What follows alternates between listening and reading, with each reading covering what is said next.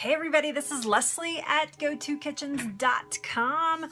Welcome in everybody. It's good to see you on this Monday morning. I've missed you guys. I hope you had an amazing holiday weekend. We had a really great, really relaxed weekend. So, hey, it's good to see you. Thanks for being there. Hi everybody jumping in. It's good to see you. I'm going to let this room fill up and then we'll start. Oh, good for you. Good weather is always nice when it's a holiday weekend. Our kids had a little bit of snow, kind of Easter egg hunt in the snow here. Not a lot of snow, just some, just like patches of snow. So that was interesting. It seems like it's always the case. Good thing we have colored eggs. How are you guys doing? We are going to be talking all week about living food. And, dang, it's nice here today, actually. So we're going to be talking, hi, thank you. Happy Easter Monday to you too, Sonia. We're going to be talking all week about eating living food. And today we're going to talk about the top 5 reasons that you should do that. Okay, that's fine. So the top 5 reasons that typically, Linda, it's because you need to clean up your list. So if you have followers, go check those out and make sure that there are no like sex bots or anything in there. Typically that's the reason. I keep my list extremely clean. I clean it every single day, making sure that there are not people in there that I don't want there. So that would typically come in here and share out and then cause all of their crazy people to come in. So, okay. Yeah, me too. Me too. Yeah, you're welcome. Hey, Trish, it's good to see you. Thanks for being here. Oh, thank you. Aren't you sweet? Yeah, I clean my list every day. As a broadcaster, it's super important that you do that. So you guys always know that I am on top of keeping that list really, really clean. So, okay, so today we're going to break down. You can see we're not in the kitchen. We are in my office. You're welcome. Clean it up, people. So we are not in my kitchen. We are in my office today, and we're going to talk about the top 5 reasons that you should be eating more raw food. And I know for some people, this is like, I can't imagine eating raw food. Somebody said to me last week that they didn't like, every time they thought of raw food, they thought of something wriggling on their plate. And I was like, ew, I don't think about that at all. But now I do. But we're going to talk mostly plant-based this week. So, yeah, I have all kinds of books behind me and a big @ sign. @ recipes, get it? @ recipes. And up here, there's a hashtag light bulbs. They're everywhere. So, hey, Tanya, it's good to see you. Thanks for being here, everybody. All right, let me introduce myself. My name is Leslie. I consider myself a light bulb expert. I am here to help you have light bulb moments in your health and in your life, actually. So that is my main purpose here on Periscope. Typically, I don't get on here just to get on here. I have a regular broadcast every weekday at noon Mountain Time. I forgot my wedding ring today. Every weekday, nope, sorry. No brothers or sisters. But I do this broadcast every weekday at noon Mountain. And we talk about whole real foods. And I have had many light bulb moments in my life. And I like to help you cultivate those as well. And so most of mine came after a cancer diagnosis, which I want to prevent you from having in the first place. So not getting a light bulb moment after you have cancer or while you're going through a disease or anything like that, but actually having it before so that you never get those diseases in the first place. And raw food, hi, thanks for being here. And raw food is one of those ways to help this process. So, hey, yeah, yes. So I have a website, go2kitchens.com. Please go check it out, go2kitchens.com, go2kitchens.com. That website is full of recipes and ideas. It is a platform. It is my voice. Everything that is there, I have written. So yes, please go check it out, go2kitchens.com. Consider becoming a VIP. We have an amazing group of people that are VIPs. There's getting close to like 170 of us, I think. And we have a special Facebook page that you get invited to when you become a VIP. You get a mailing list. You get on a mailing list that it's like every other Sunday I send out a quick newsletter. It's not anything heroic. And then You get a free ebook, How to Fall in Love with Your Kitchen and Yourself, and you get special coupon codes for classes that are coming up like Kitchenatomy. If you want to know more about that, please go check out my website. So, I know, right? So that's perfect. Thank you. That's an amazing way to introduce this whole scope. So let's talk about it. Let's talk about raw food. So first of all, I want to introduce to you why I picked this subject for this week. And that is because I talk a lot. I will get you a link. So send me a message. I'll get you a link for sure. So sometimes it pushes that second email to your spam folder. So, but yeah, just send me an email. I'll get you a link for sure. So, and you can get an email right from my website. You just go down to the very bottom, contact me, and I'll get you a link. So I eat 90% plant-based. So I'll be 46 this year, and I eat 90, I do, yeah. So I eat 90% plant-based. So everything that I consume, 90% of it is plant-based. 10% is everything else. I have to tell you, I'm getting closer to the 95%. I will never be full vegetarian or full vegan, but I eat a lot of plants. So right? I know it's a complicated process though. You should have more convictions than just from a movie to go raw. And we're going to talk a little bit about that throughout the week. But yeah, so I say that all the time to you guys, but I never teach you about raw food because 90% of that raw food that I eat, I actually eat, of that plant-based that I eat, 50% of it is actually raw food. So almost 50% of my food that I consume is raw food. Now, I am not a vegan. I'm not a vegetarian. I'm a plant-based eater, and about, again, half of that being raw food. But what does that mean? And I get the question all the time, well, that would be great, but I don't know how to eat raw food other than salads or smoothies. Where else can I get that nutrition? So I need to teach you guys how to do that. So this week, I'm actually going to share 4 staple recipes that you can start introducing. Hi, thanks for being here. That you can start introducing into your regular meal routines, and this will help you get more raw food. And we're going to do, that's not it. Tomorrow we're going to do a quinoa tabbouleh. I'm going to teach you, we're going to use our sprouting basics for sprouting quinoa, and we're going to make a quinoa tabbouleh, completely raw tabbouleh tomorrow.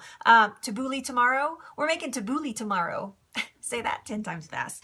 And then we're going to do a vegan salad, which is, it's actually a Waldorf salad, spin on a Waldorf salad that is going to be completely vegan. It's going to blow your mind. It is so good. It's so stinking good.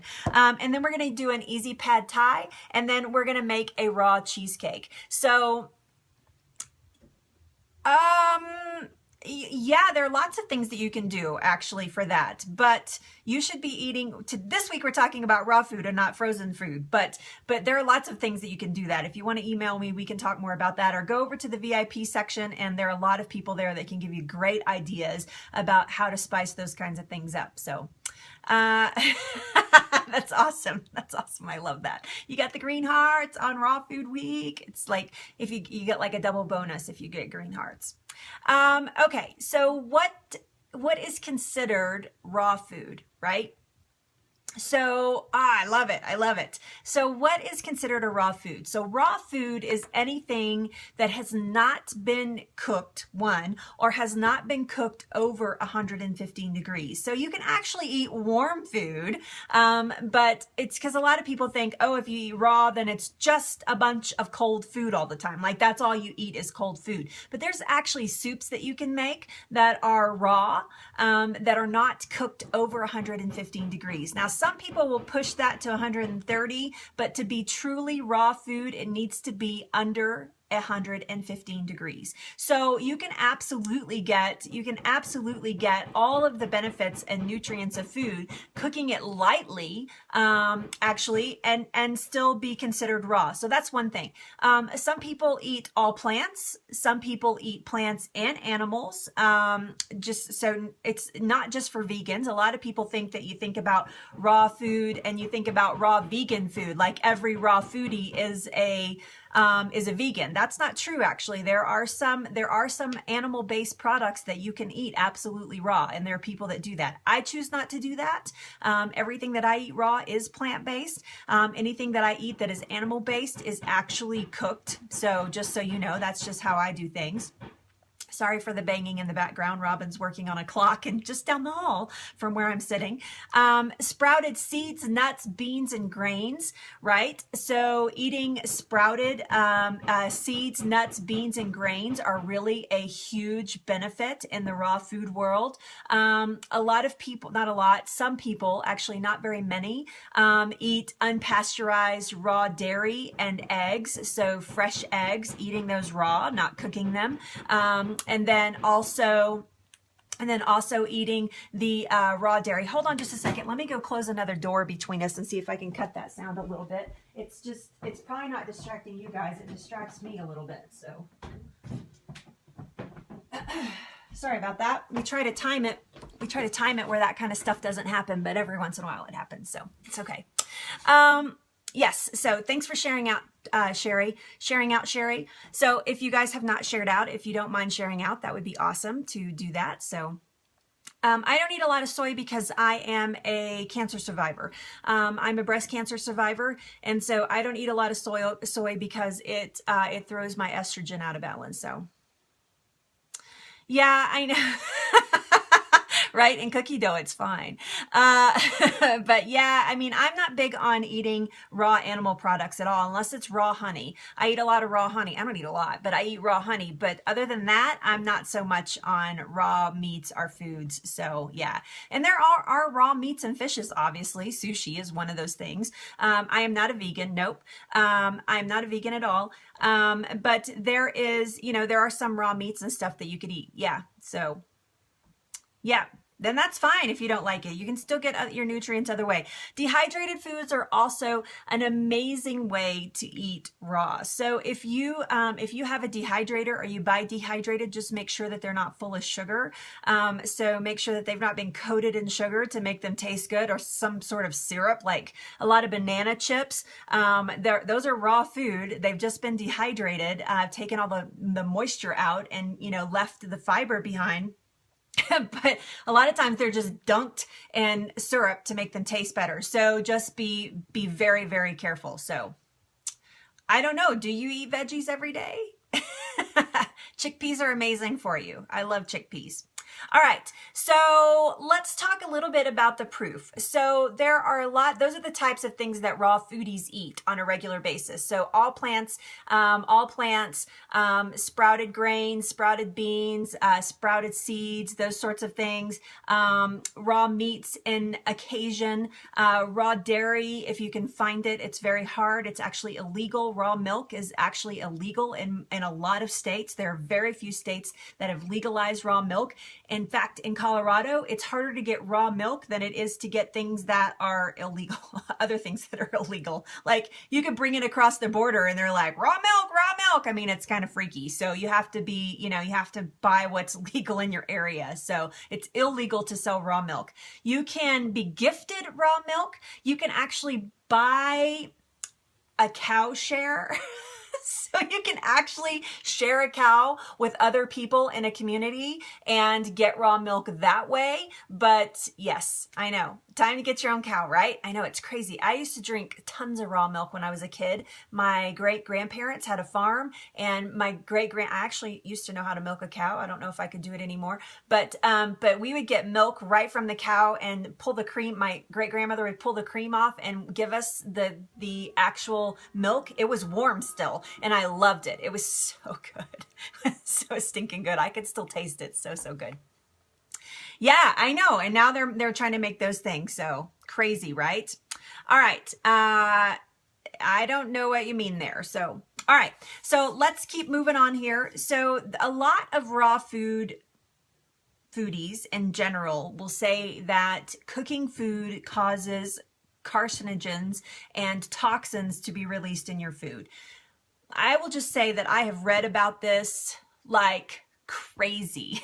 I have read and read and read because I'm very interested in raw food. I'm not interested in having an all raw food diet, but I want to do best practices in my diet. And so I work very hard to understand the theories behind cooking and not cooking my food. And so I did a lot of research, and I have to tell you, I have been all over PubMed. I have been all over the internet, and there is, in my opinion, in my humble opinion, there is no scientific proof that cooking your food causes the food to release carcinogens and toxins.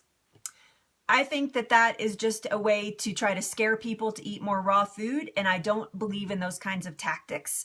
I think that you should want to eat more raw food because it's better for you and not because you've been scared into it. So, because to me, that is the same as the medical community saying, oh my gosh, you have this and you have to do these things. It's the same kind of principle. And it's like they're trying to fight fire with fire, and it doesn't work, in my opinion. So I have not found any proof to that. So when you read that, I think that it's hooey, quite frankly. So there is no proof that it causes cancer or any of those things by cooking your food, unless you're putting meat on the grill and just charring it to a burnt crisp. Then yes, there are some carcinogens that release in that. So you want to be careful with that. But I mean, like, I don't like to eat anything that's charbroiled. That to me is that burnt part on meats is actually dangerous. So, and as a cancer survivor, I don't eat anything like that. So just keeping that in mind. There are amazing benefits, however, to eating raw. And that's the 5 things that I want to talk to you about today. I want to encourage you as I talk about these things, not to jump off the deep end. So a lot of people, yeah, go away.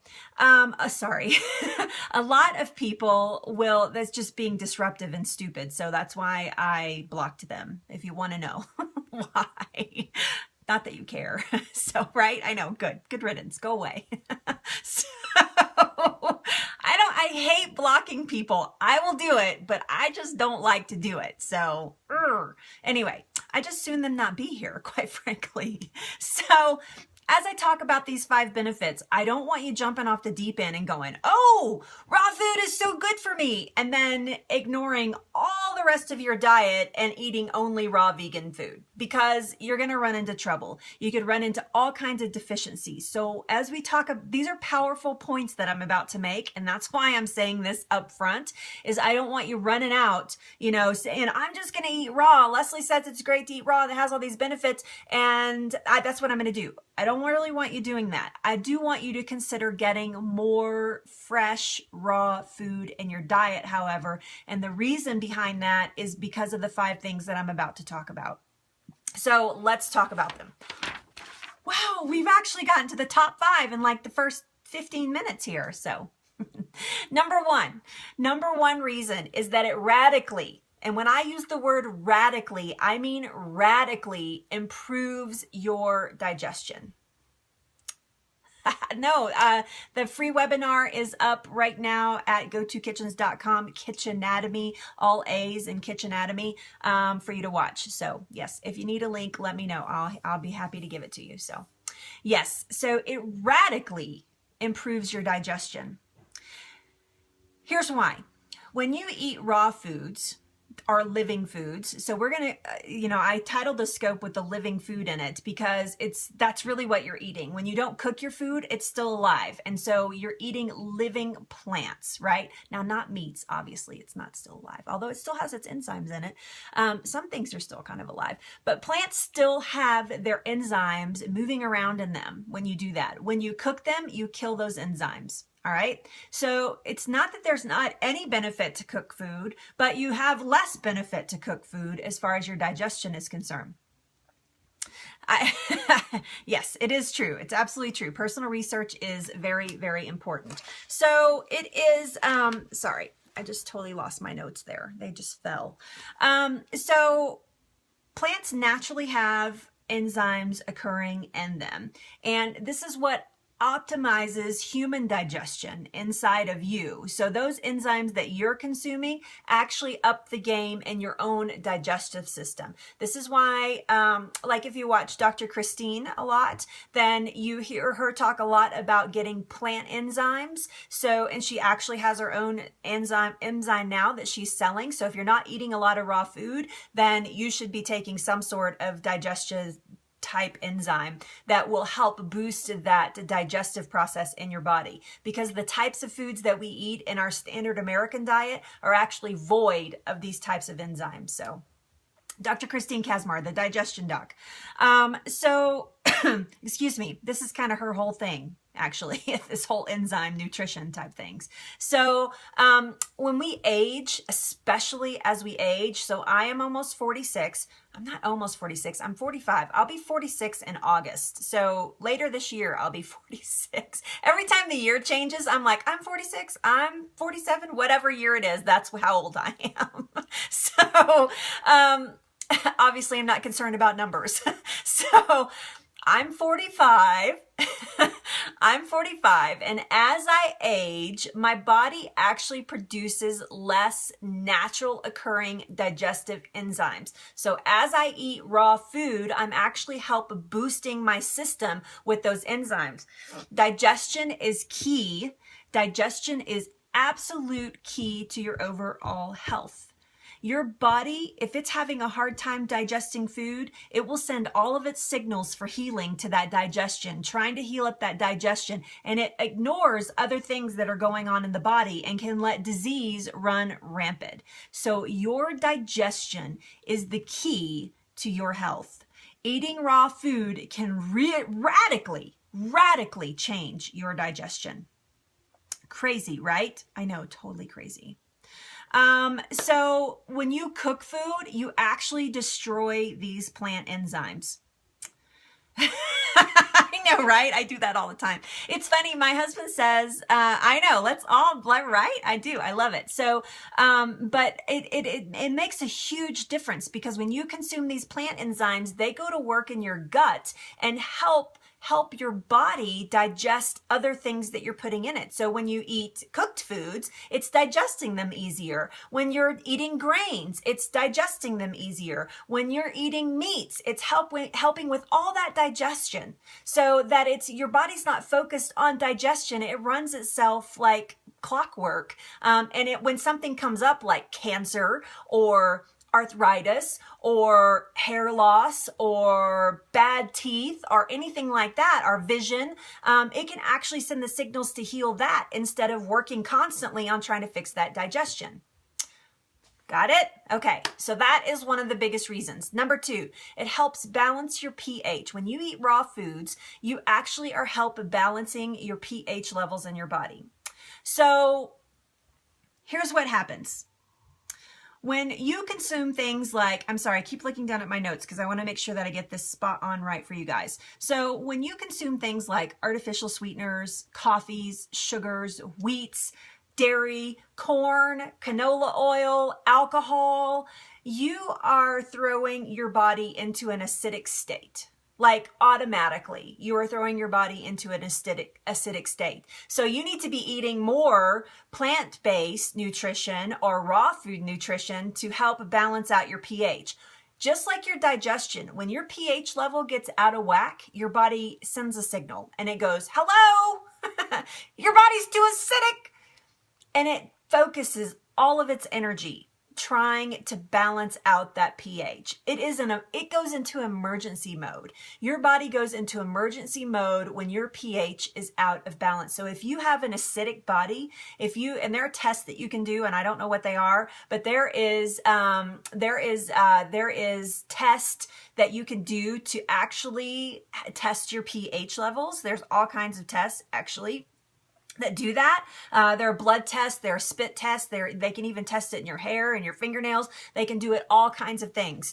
But when you eat raw foods, you actually help balance that pH out and keep you at a nice balanced acidic to to alkaline. So you want your body to be in a more alkaline state than acidic. But really what you want is you want a nice even, right? You want a nice even. So maybe a little bit more alkaline and a little bit less acidic is good. Like, you know, like this, and not like this, or not even like this, but this would be like optimum, you know, just a little bit more alkaline than acidic is really, really a great state for your body to be in. That's what it likes. That's what it wants. And when you throw it out, when it's too alkaline or too acidic, when you have extremes in there, it really sends all of its healing trying to fix that balance. It will take everything it needs to try to make that balance. So you want to really try to keep that in check, and raw foods can really help balance this out. So plant-based nutrition in general keeps your system at a nice alkaline acidic level, right? Okay. So excuse me. Pardon me. I talked a lot this weekend, and I kind of like, my voice is kind of raspy because of it. So number three reason is the nutrients. So when you cook foods over 115 degrees, I'm about to blow your mind right now. When you cook your fruits and veggies, most of us don't cook fruits. Well, we do like in pies and stuff, but when you cook your veggies mostly and your grains and things like that, you are actually losing 80% of the nutrition. And if you want to talk about vitamin C and folic acid, you're actually even losing more when you cook it. Now, again, don't go off the deep end and start eating everything raw. It's okay to cook some of your foods, right? I know, it's crazy town. It's okay to cook some of your foods, but just, you know, have a good balance of raw. Like every meal, I have a raw food. Every single meal that I eat, even my snacks are raw. Every single meal and my snacks have some raw food in them. Today on Flip the Switch, right after this broadcast at 1 p.m. on Parachute TV, I'm actually going to be doing a raw candy there. So a no-bake candy.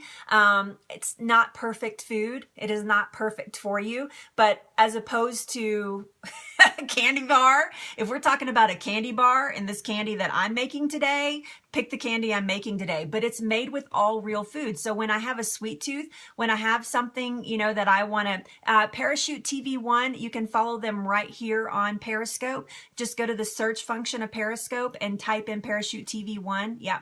So so funny. You're funny like that. Yeah, you can, there you go. Parachute TV 1. Yeah, go check that out. I do a broadcast there for them every Monday at 1 p.m. Mountain Time called Flip the Switch. My show is called Flip the Switch, and it's about having light bulb moments in your health, like all my stuff is. So when you cook your food, you're losing 80% of its nutrients.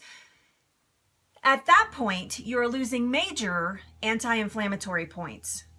So you're in the anti-inflammatory realm, you're losing major points because vitamin C is one of the keys to fighting inflammation in the body, and folic acid as well. So if you are fighting inflammation in the body, you need to get on the raw food train. You need to start eating more raw food. Now, don't eat all raw food, eat some raw food, right? Because if you try to make a switch from cooked food to all raw food, you're probably gonna have some gut issues as well. They're gonna be temporary, but you're not gonna have a lot of comfortable feelings in your gut because it's not ready for that. So I have been slowly, over 3 years, I started eating about 50-50, so 50% plant-based, 50% everything else. And over this last 3 years, I have slowly trended that up to now where I'm 90% plant-based. My husband eats about 80% plant-based, and probably about 30% is raw for him. So find what works for you, but don't make huge changes. Like try to make them fast. You are gonna be sorry. You're gonna be uncomfortable, right? And so making those changes over time, and it's taken me 3 years to get to this point, right? And so before cancer, I bet I was only eating about 20% fruits and veg are plant-based. And everything else, 80% of my food was processed junk. And no wonder you get cancer, right? No wonder my body was like in desperation mode going, oh my gosh, you know, I need some help here. And I was just feeding it really, really junky stuff. And I thought I was doing good because I was thin, right? I was staying thin, so I must be healthy. That's how my brain worked. So yes, Sherry, just keep working on it. You have to plow away at it. You have to introduce one new raw food a month. You know, so this month we're going to introduce celery, right? And just introduce it and focus on it. Where can I get celery in my diet? Where can I get spinach in my diet? Whatever that food is, and just work up to it. I promise you it gets easier as you go along. I have been a picky eater my entire life, and so it gets easier. Absolutely. We are what we digest. Absolutely. Oh, good. See, I just picked anything, but yes, carrots. I mean, whatever it is, whatever's easiest for you. So, I hate it. Dang.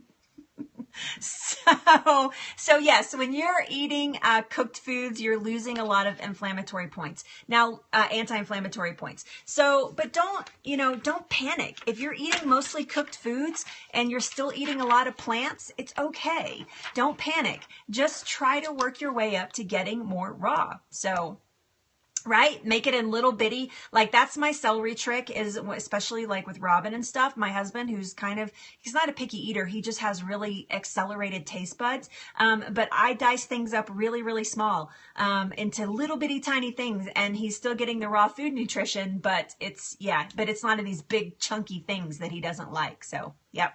There you go. There you go. Put it in tuna. Absolutely. So number 4, and a lot of you are going to like this. Number 4, if you start eating more raw food, you're going to lose some weight. Now, don't eat raw food to lose weight.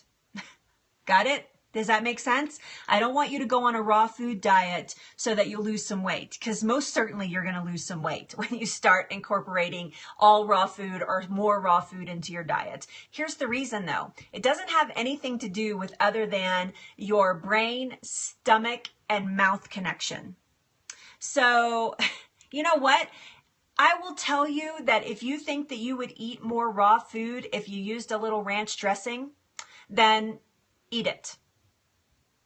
There is no other health person in this entire planet that would tell you that. But if you figure out a way to make your own ranch dressing that you like. If you think that you would eat more raw food if you had like a couple of tablespoons of ranch to dip it in, then do it. Because I'd rather you eat the raw food than worry about that ranch dressing. That's how passionate I am, right? Not too much though, that's right. Just enough to get you past the idea.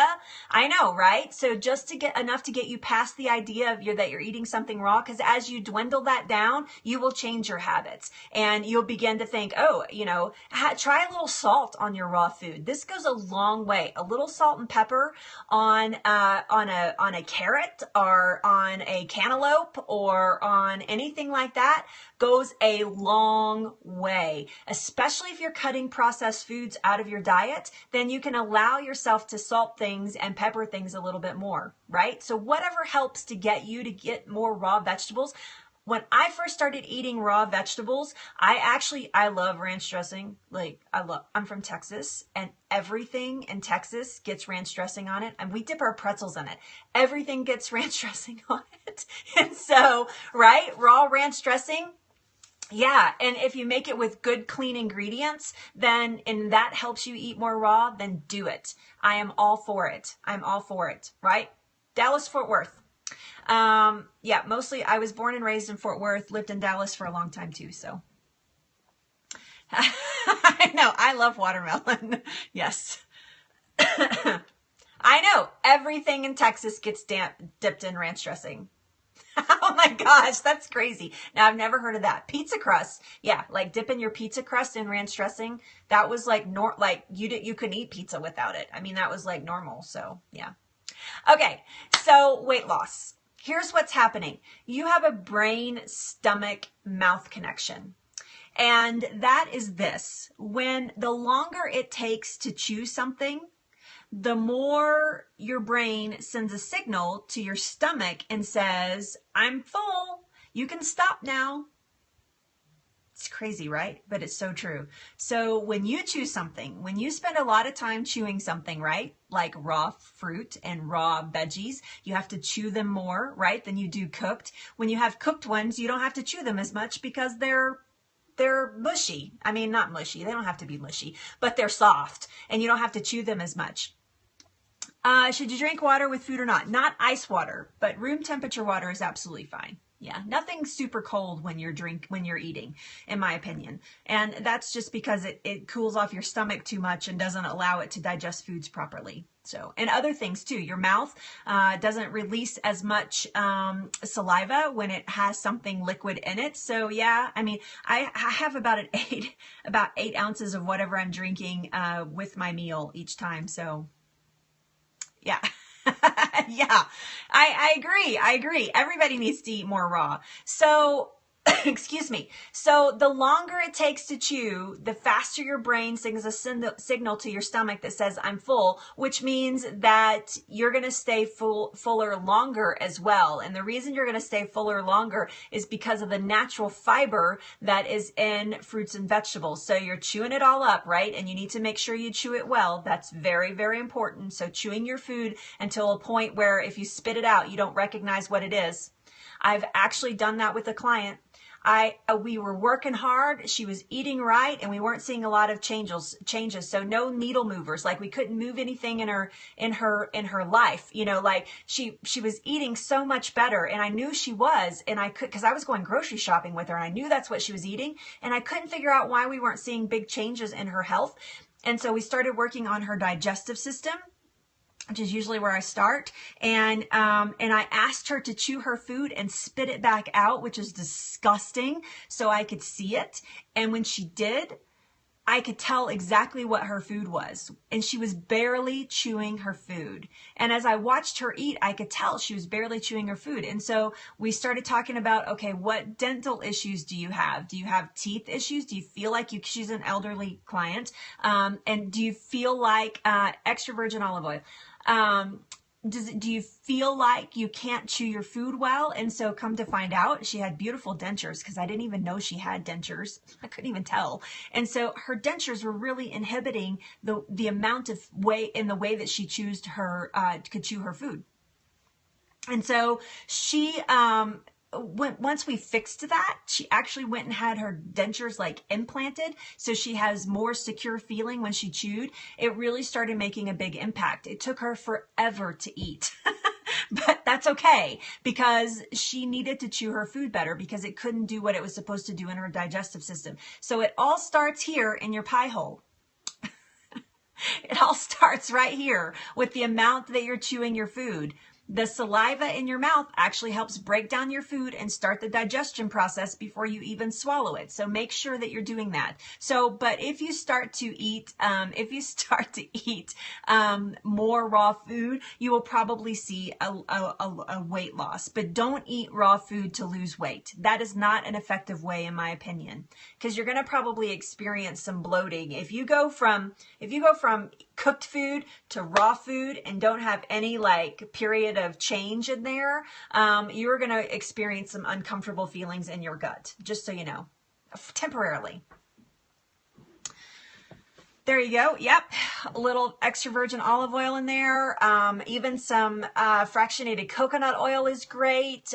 Sunflower seed, avocado oil, all those things are amazing. So number 5 on the list is my favorite, and that is the energy boost that you get from eating raw food. This is, to me, if you want to boost your energy, getting more raw food in your diet is the most effective way. Yes, make gradual changes, absolutely. It is the most effective way to boost your energy. And here's what happens. It all leads back to the digestion, right? Yeah, sushi, I don't like sushi, but a lot of people eat sushi. It's got a lot of protein and things in it. So just make sure you're getting a nice quality, not farm raised, but wild caught fish for that sort of thing. So typically the fish is super clean for sushi because it has to be. So, because you obviously, if you've ever been sick on sushi. So yeah. Oh, thank you. That's so sweet. Thank you, Nikki. That's very sweet for you to say that. Hopefully you're following me. Okay. So energy boost. right? So energy boost is huge. Here's what happens in the body.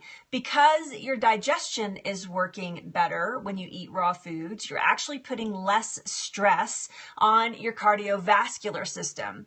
And your body is spending less time working on digestion because it's one of our major functions, right? Digestion is one of our major functions. It's one of our biggest energy sucks. So when you start healing that, you actually see a huge boost in energy.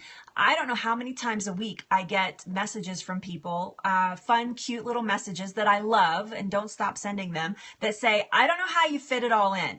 I don't know where you get all your energy from. And it's because of my diet. I probably work about 65 hours a week because I'm an entrepreneur and that's what I do. I'm not saying that that's good or bad or anything. That's just that's just the facts right now. And I rock it. I have to tell you, I squeeze a lot in that 65 hours because I am a one-man show. There's nobody here helping me. I have a couple of ambassadors, but everything else, I'm putting the finishing touches on my brand new class, Kitchenatomy. I run a website. I do all my own social media. I do all my own newsletters. Everything that you see from Go2kitchens all over the place is all me. And these scopes, preparing myself for these scopes, doing extra shows and everything, right? And I still have time for my hubby. I still have time for my family. I still have time to exercise. I still have time to enjoy the things that I want to enjoy. And it's amazing. And I have the energy for it. Very few times do I find myself at the end of the day falling into bed going, oh my God, I'm just so tired. Whew.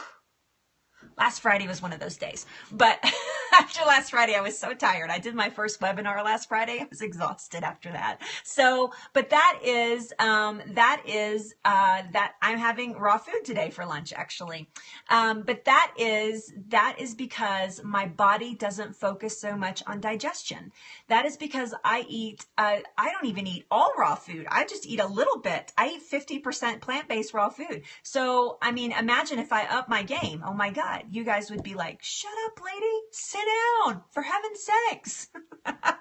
So this is the last thing I'm going to say, and that is there are a lot of raw foodies that say that they can actually work on less sleep, so that they actually sleep less, because when you sleep at night, your body is actually healing. This is why sleep is so important. This is why quality sleep is so important, is that when you sleep at night, your body is processing all of its healing. So everything else shuts down. You breathe in and out, right?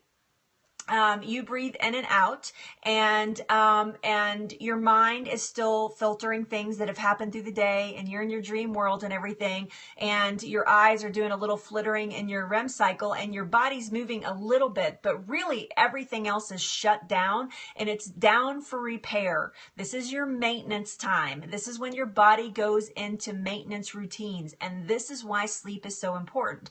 Now, there are a lot of they just eat raw foodies that say that they need less sleep as they go along, because they don't need to, their bodies their healing happens so much faster that they don't need all of that sleep. I don't recommend less sleep ever. 7 to 9 hours of sleep a night is optimum. 7 to 9 hours of sleep of good, restful, peaceful sleep is optimum for every human body. But there are raw foodies that say that they need less. So I think that that's very, very interesting.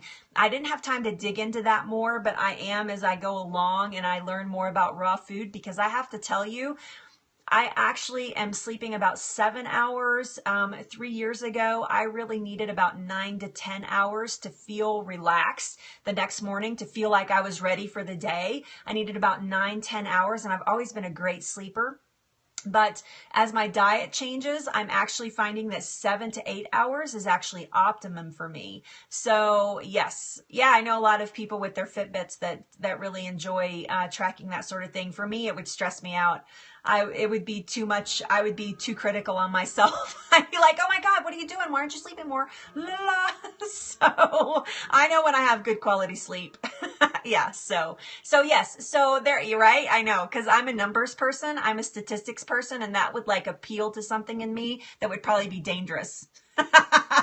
So I'd be like, send myself in a manic state or something. Yeah. But I know a lot of people that they really benefit. So, I mean, it just depends on your personality.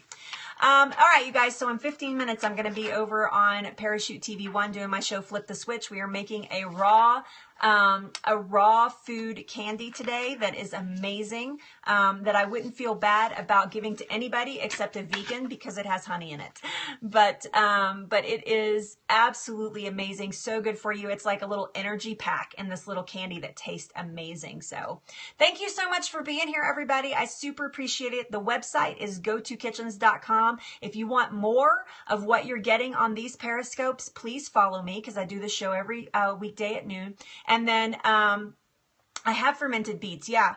And then please check out my website, go2kitchens.com. Consider becoming a VIP. There's no pressure to do that. And if you want to know more about my new class, Kitchenatomy, please let me know, and I will be happy to give you the link that has a pre-sale code in it. That is a huge discount. It takes it from $149 down to $99. It's a 10-step kitchen detox, Kitchenatomy, that releases in May, and only the first 100 people are going to get that $99.